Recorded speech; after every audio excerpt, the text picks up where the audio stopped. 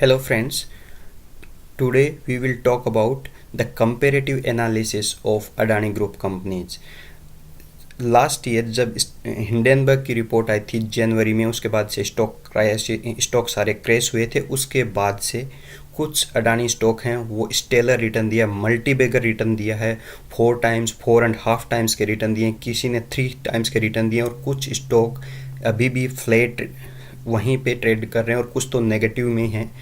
जो ऐसा क्यों है, इसका एक कंपेरेटिव एनालिसिस अपन क्विकली करेंगे। क्विकली पॉसिबल नहीं है क्योंकि अपने 7 कंपनीज डिस्कस करेंगे, बट वन बाय वन आप अंडरस्टैंड करोगे कि क्यों जो कंपनी रन की वो आज इस लेवल पे हैं। सबसे पहले बेस्ट जो रिटर्न दिया अडानी पावर ने, लास्ट 1 ईयर का चार्ट देखते हैं। 1 ईयर के चार्ट में इसने लो बनाया था जो 52 वीक का लो 132 का, अभी 562, ऑलमोस्ट स्टॉक 4 टाइम्स और 4.5 टाइम रिटर्न दे चुका है। नेक्स्ट बात करते हैं, यहाँ पे आ जाते हैं अडानी, इसमें ग्रीन की बात करूँगा मैं, जिसने भी लास्ट 1 ईयर में गजब के रिटर्न दिए हैं। 52 वीक का लो जो था 439 और वहाँ से अभी स्टॉक 1904 टाइम से ज़्यादा ये स्टॉक भी रिटर्न दे चुका है, जो कि गजब के रिटर्न है। इसके बाद बात कर लेते हैं अडानी जो नेक्स्ट जो अच्छे रिटर्न दिए अडानी पोर्ट ने। अडानी पोर्ट ने जो रिटर्न दिया है 1 ईयर का, आगे हम डिस्कस करेंगे इनके फंडामेंटल के बेसिस पे कि ऐसा क्यों हुआ, बट पहले let me show you the chart. ये देखिए यहाँ पे ये 533 का है, बट उससे पहले भी इसने फरवरी के फर्स्ट वीक में इससे भी ज़्यादा नीचे लो किया था, 400 कुछ पे था। वहाँ से ये स्टॉक भी अराउंड 2 टाइम्स से ज़्यादा तो डेफिनेटली रिटर्न दिया ही है, अराउंड 3 टाइम्स रिटर्न दे चुका है ये स्टॉक। यहाँ जस्ट आपको 126 है बेस्ड ऑन बिकॉज ये इस जगह से इसको शो कर रहा है आपको 579 से, ठीक है। इसके बाद में आ जाते हैं इंटरप्राइज में, जिसने 1013 का लो बनाया था। वहाँ से अगर बात की जाए इस स्टॉक की, तो आज ये स्टॉक ट्रेड कर रहा था, तो ये भी 3 टाइम से ज़्यादा का रिटर्न दे चुका है। यहाँ देखिए, यहाँ पे आपको 98 पर, बट ये प्राइस किससे कंपेयर, यहाँ से 1600 से शो कर रहा है, बट एक्चुअली ये 113 का लो बनाया था और वहाँ से ये स्टॉक काफ़ी ऑलमोस्ट 3 टाइम्स, जो इसका हाई था 4000 के अराउंड, उसके आसपास तो नहीं बट उसके अराउंड मतलब 33,000 से ऊपर जा चुका है। उसके बाद बात कर लेते हैं अपना जो नेक्स्ट स्टॉक है अडानी गैस। तो अडानी गैस के 1 साल के रिटर्न देखो आप, फ्लैट रिटर्न है। हालांकि आप कहोगे कि इसने लो बनाया था उससे तो डबल रिटर्न आ चुके हैं, बट 1 ईयर हाँ लो से भी जस्ट 500 कुछ का था, उसके आसपास से ये 106 जस्ट डबल। बट आप इसके पीक से देखोगे जो कि 4100 का था, उसके कंपैरिजन में स्टॉक अभी भी बहुत लोअर लेवल पे है, अभी कुछ भी वहाँ से इसने रिकवरी शो नहीं की है। इसके बाद आ जाते हैं अडानी ट्रांसमिशन पे, जिसने भी 4100 के अबव से गिरा था से स्टॉक, और वहाँ से अगर कंपेयर करोगे, ये लास्ट 1 ईयर में इसका ये नाम चेंज कर दिया अडानी एनर्जी सॉल्यूशन, तो वहाँ से ये दिखा रहा है 895, बट उसके कंपैरिजन में 1800, बट उस टाइम ये 1000 के आसपास था। फ्लैट से रिटर्न है, 52 वीक का लो था 633, वहाँ से स्टॉक जस्ट थोड़ा सा ऊपर मूव किया है। 4100 का जो हाई था उसके कंपैरिजन में स्टॉक बहुत बहुत नीचे ट्रेड कर रहा है। और सबसे वर्स्ट केस सिनारियो है अडानी विल्मर का, जो कि तो बहुत ही नेगेटिव रिटर्न में चला है, जो अभी भी रिकवरी का वेट कर रहा है। देखते हैं इसको भी, फिर हम इनके फंडामेंटल 1 बाय 1 एनालाइज करेंगे कि ऐसा क्यों हुआ। ये देखिए, ये तो अभी भी रेड साइन में ही है। अब आ जाते हैं फंडामेंटल पे, ठीक है। सबसे वर्स्ट से सिनारियो है अडानी विल्मर का, देख लीजिए। अब आ जाते हैं फंडामेंटल पे, जो बेस्ट कंपनीज में है Adani power.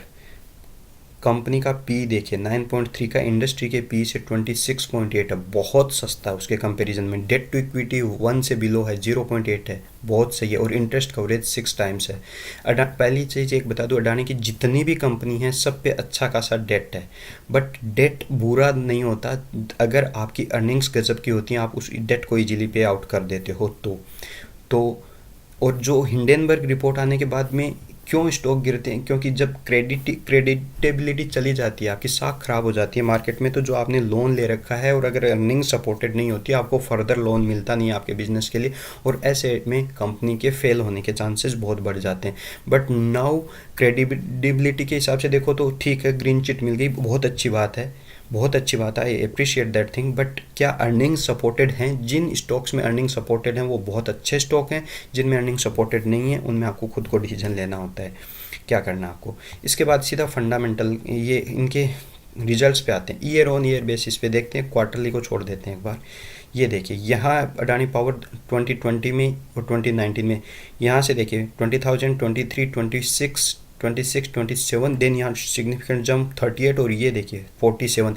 Sales growth, revenue growth continuously कर रही है कंपनी। क्या ये रेवेन्यू ग्रोथ प्रॉफिट में कन्वर्ट कर पा रही है? एंड प्रॉफिट में, प्रॉफिट आफ्टर टैक्स में देख लेते हैं। यहाँ कंपनी 2019 में जो नेगेटिव में थी, उसके बाद देखिए 1200, फिर 49, सीधा जंप कितना 4 टाइम्स। इसके बाद यहाँ से डबल 4900 से 10,000 एंड देन 23,000, ये भी डबल से ज़्यादा। तो ईपीएस भी उसी हिसाब से ग्रो कर रहा है। देखिए जो 3 का ईपीएस होता था 3 साल पहले, वो 60 का पहुँच चुका है। 3 से 20 गुना ईपीएस में ग्रोथ हुई है, तो स्टॉक प्राइस तो मूव करेगा ना। ये देखिए आप यहाँ पे प्रॉफिट ग्रोथ 133 और 3 ईयर का देखो तो 120% हो रहा है, तो स्टॉक का सीएजीआर भी बढ़ा, इसीलिए स्टॉक भागा है। अब आ जाते हैं अडानी ग्रीन पे। अडानी ग्रीन के केस में बात यह है कि ये भी बहुत ज़्यादा डेट ले रखा है इन्होंने। अभी आप ये कहोगे कि साहब इसका तो पी 183 है, इंडस्ट्री का पी कितना है? इंडस्ट्री का तो 26 है, फिर भी ये स्टॉक चला है। यही तो सीखने की बात है कि ये फिर भी क्यों चला है, क्योंकि इस स्टॉक का हाईएस्ट पी देखते हैं अपन। हाईएस्ट पी की बात करें 2000 का था इसका, और अभी कितने पे आ चुका है? ये 183 पे क्यों आया इतना? प्राइस गिरी, पर प्राइस तो ऑलमोस्ट इसने 3000 का बनाया था, अभी 2000 के आसपास, ऑलमोस्ट तो नहीं बट 60.66 तो इसके वहाँ से लो मतलब हाई से आ चुका है ना 3000 का शेयर, अभी 2000 पे आया, बट पी तो वापस उसी लेवल पे नहीं आया। ऐसा क्यों हुआ? क्योंकि अर्निंग्स बहुत अच्छी हैं, अर्निंग्स अच्छी हैं और ये पी कंटिन्यूसली गिरते ही जा रहा है इसका। अर्निंग्स क्यों अच्छी हैं? यहाँ पे देखोगे डेट टू इक्विटी 7.2, बहुत बुरा लगेगा आपको, बट कंपनी जब अर्निंग्स करती है, इंटरेस्ट कवरेज 1.4 टाइम्स है, वो भी बुरा, बट अर्निंग्स इसकी गजब की आ रही हैं, इसीलिए अर्निंग्स अगर आएंगी तो स्टॉक चलेगा ही चलेगा। अब देख लेते हैं इसके अर्निंग्स पे।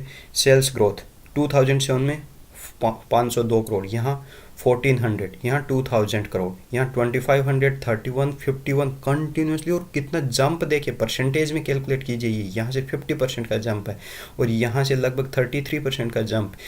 क्या ये प्रॉफिट में कन्वर्ट हो रहा है? यस, ओनली सेल्स ही बढ़ रही हैं, उसके साथ में एक्सपेंस भी इतने कर देते हैं कि भैया प्रॉफिट में तो बना ही नहीं पा रही। यहाँ देखिए कंपनी लॉस मेकिंग थी, यहाँ लॉस, यहाँ से जंप 182 का, यहाँ 3 टाइम्स का प्रॉफिट में जंप, फिर यहाँ से 900 डबल का जंप, और यहाँ पे भी 1.5 टाइम्स, तो प्रॉफिट भी कंटिन्यूसली जनरेट कर पा रही है। देखिए इसीलिए ट्रेलिंग 12 मंथ का प्रॉफिट ग्रोथ 160%, 3 ईयर का 192%, और इसीलिए 1 ईयर का स्टॉक जो रन किया वो 3 गुना हो चुका है, उससे भी ज़्यादा।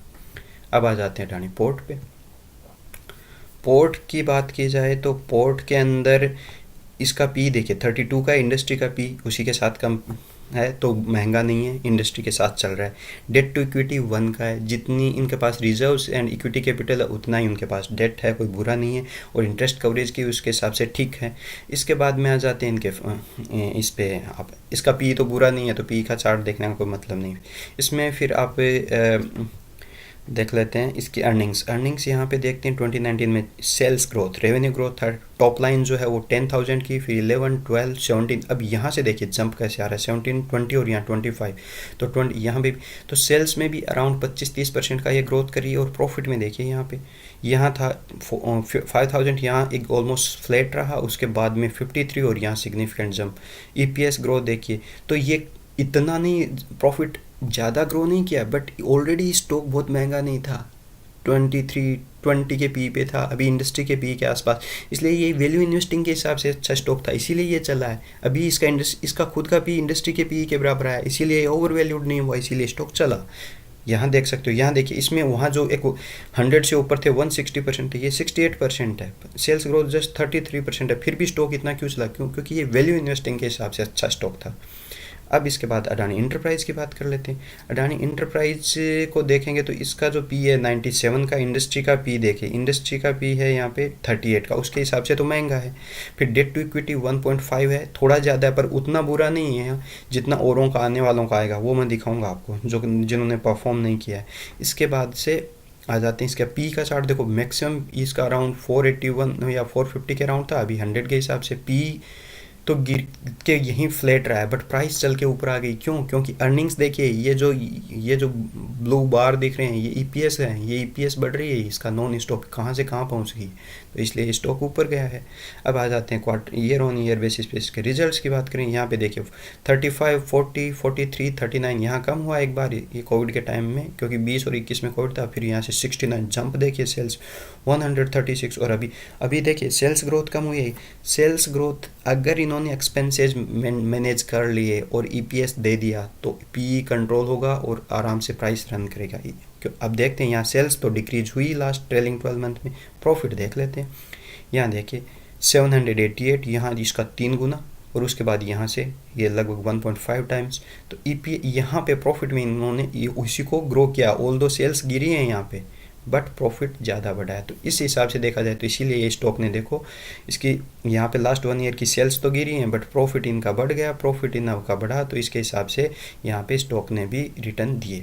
अब आ जाते हैं अपने बाकी के स्टॉक पे, जैसे अडानी टोटल गैस। अब इनकी कहानी देखते हैं। जो लास्ट के 3 स्टॉक हैं उनका क्या है। 185 के पी पे ट्रेड कर रहा है। डेट टू इक्विटी रेशो, इस कंपनी पे ज़्यादा डेट नहीं है, ठीक है, अच्छी बात है। बट क्या अर्निंग्स हैं? जब तक अर्निंग्स नहीं आएंगी, आपके पास ने लोन लिया नहीं लिया उससे फ़र्क नहीं पड़ता, अर्निंग्स आएंगी तो स्टॉक चलेगा। पी का रेशो देखिए, यहाँ पे 850 के राउंड इसका हाईएस्ट था, वहाँ से अभी 200 के आसपास। और वो इस चार्ट को देखिए, पी का चार्ट सेम है किसके जैसा, एग्जैक्टली स्टॉक के जैसा। क्यों? क्योंकि इसने कोई फ्लैट रिटर्न अर्निंग में, तो ना प्राइस मूव करेगा ही नहीं उसमें। प्राइस ये देखिए यहाँ से ऑलमोस्ट फ्लैट ही पड़ा है अभी तक, इसका ईपीएस ग्रोथ ही नहीं हुआ है। ये ब्लू बार देख लीजिए, देख लेते हैं रिजल्ट्स। यहाँ देखिए, यहाँ 1600, 3000, ये आप कहोगे सर सेल्स तो बढ़ रही हैं, एग्जैक्टली बढ़ रही हैं, डेफिनेटली बढ़ रही हैं। यहाँ पे 3000 से 4, यहाँ लास्ट 12 मंथ में तो सेल्स भी नहीं बढ़ी, क्या प्रॉफिट बढ़ा है उस हिसाब से? ये देखिए 500 के लाइन को भी क्रॉस नहीं कर पा रहा, 509, 546, 59। तो यहाँ ईपीएस ग्रोथ ही नहीं है, ईपीएस ग्रोथ नहीं आएगी तो प्राइस नहीं चलेगा बॉस। ये देख लीजिए प्रॉफिट ग्रोथ 13%, यहाँ इनकी ग्रोथ है 13%। आप पी दे रहे हो इस कंपनी को 183 का, कितने का था? क्या जस्टिफाई करता है? Not at all. Sales growth rubbish. और यहाँ पे CAGR, तभी CAGR कितना है? 4 का है। यही वजह है। इसके बाद आ जाते हैं अडानी ट्रांस की बात कर लेते हैं। अडानी ट्रांस की कहानी भी ऐसी ही है। यहाँ देख लो, पी आपने 102 का दे रखा है, डेट टू इक्विटी 3 का है, ज़्यादा है। इंटरेस्ट कवरेज उसके हिसाब से देखो तो बहुत कम है। इंडस्ट्री का पी 26 का, आप 102 पे बैठो, क्या अर्निंग कर रहे हो उतनी आप? ये देख लो, ये सेम चार्ट जो है इसका हाईएस्ट पी था यहाँ पे, अभी भी सेम प्राइस का और पी का चार्ट सेम है। क्यों? क्योंकि अर्निंग्स नहीं है। यहाँ देखो, ये तो इतना तो ईपीएस कंपनी का यहाँ पे भी होता था, ब्लू बार देख रहे हो ये यहाँ पे, अभी तो उससे कम हुआ है, तो कैसे चलेगा स्टॉक? और इसके बाद आ जाते हैं इसकी सेल्स ग्रोथ पे। यहाँ पे देखो, यहाँ 11,000, 9,000, 11,000, 13,000, यहाँ थोड़ा, और ये जंप नहीं है। अगर परसेंटेज में कैलकुलेट करोगे तो 10 से 12% या 13% की ग्रोथ है। जो आप 100 का पी और 10%, 11% की ग्रोथ इन सेल्स। क्या सेल्स के साथ में प्रॉफिट में ग्रोथ देख लो, पिछले 4 साल से 1200 के लेवल पे ही ट्रेड कर रहा है, उसको क्रॉस, इनफैक्ट उससे कम हुआ है। तो बॉस, जब आपका अर्निंग्स ही नहीं हो रही, ईपीएस ही ग्रोथ नहीं कर रहा, आपने 100 का पी दे रखा है, कैसे पी कम आएगा? कैसे आपका स्टॉक चलेगा? नहीं चलेगा। ये प्रॉफिट ग्रोथ देखिए, ये यहाँ पे 9% है, कुछ प्रॉफिट ग्रोथ आया ही नहीं। सेल्स तो ग्रोथ फिर भी थोड़ी आई, पर प्रॉफिट में कन्वर्ट नहीं कर पाए, क्योंकि एक्सपेंसेज इतने हो जाते हैं। तो स्टॉक ने भी कितना रिटर्न दिया है? 15% का कोई रिटर्न ही नहीं है। इनफैक्ट जो 52 वीक हाई में जो लोग फंस गए थे, बस उनका तो फिर अब क्या ही बताएं। तो ये और इसके बाद सबसे नेक्स्ट जो सबसे वर्स्ट केस सिनारियो था अडानी विल्मर का। अब देखते हैं इसका। ये देखिए 320 से हाईएस्ट पी पे ट्रेड कर रहा है अभी, सबसे महंगा स्टॉक, सबसे गिरा हुआ, सबसे नीचे। आप प्राइस में आप देखोगे गिर के इतना नीचे आ रखा है, अभी तो बाई कर लेता हूँ। नहीं चलेगा बॉस, जब तक कि आपकी पीई की ग्रोथ नहीं, सॉरी अर्निंग्स की ग्रोथ नहीं आती है। पी बढ़ता जा रहा है कम होने की बजाय। क्यों बढ़ रहा है? क्योंकि अर्निंग्स नहीं आ रही। पी कब बढ़ता है? या तो प्राइस रन करती है, या फिर आपकी अर्निंग्स गिर जाती है। तो इसके केस में प्राइस तो नहीं भाग रही, बट क्या है, अर्निंग्स ही गिरे जा रही हैं, तो इसलिए इसका पी महंगा है। अब इसके बाद देखते हैं, डेट ज़्यादा इन पे नहीं है, ठीक है, बट अर्निंग्स दिखाओ आप पहले में। ये पी का चार्ट देखो, शेयर की प्राइस गिर रही है और पी भागा जा रहा है। पी भागा जा रहा है मतलब महंगा होता जा रहा है शेयर, बिना प्राइस चलते हुए भी शेयर महंगा हो रहा है। क्यों? क्योंकि अर्निंग्स नहीं कर रही कंपनी। अर्निंग्स देख लेते हैं कैसी है कंपनी की।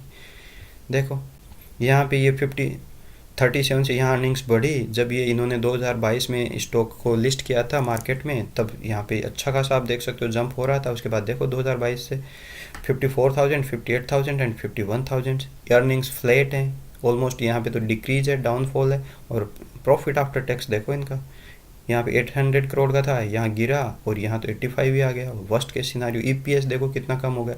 तो ऐसे केस में फिर क्या होता है, स्टॉक जो होता है वो क्रैश करता है, वो मूव नहीं करता।